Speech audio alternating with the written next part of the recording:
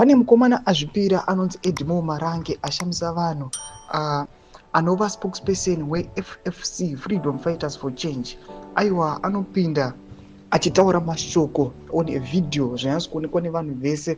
Aiwa, ataura mashoko achiti mutungamiri wenyika yeZimbabwe zvaenda pazororo musi wa2 February ngachirega zvake kudzoka. Sana pana mashoko anobuda achitaurwa this spokesperson with this new politically formed party. Noti subscribe like or turn the bell icon.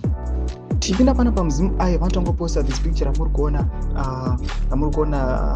mukomana Edmo wamuri kuona achitaura mashoko achiti go by February 2 says ZANU-PF aligned Edmo Marange. Vanoendera mberi vachiti watch Edmo Marange, spokesperson of FFC Freedom Fighters for Change, a newly formed political party in Zimbabwe, says Mnangagwa must go by February 2. Mashoko ayo anoonekwa kunzi aiwa in a video address anoonekwa mukomana achiadresa nyika, achidza nyika yese nevanhu vaanotungamira in his newly political party yavakafoma.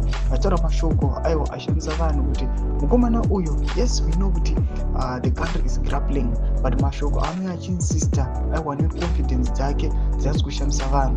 Vanhu zvanyatso kuona kuti panguva ino people they are now tired and the people they no longer want this regime kuti irambe ichivatungamirira, vachiona kuti aiwa each and every day, day in day out, macitizens vake vachisvotesewa. Muchiona vakomana vari aligned to the party vana chivayo vachidisha out mota dzinokosta mamillions nemathousands, but muchiona kuti mumacommunities, mumarural areas, pamwe nomumacities, people they are struggling.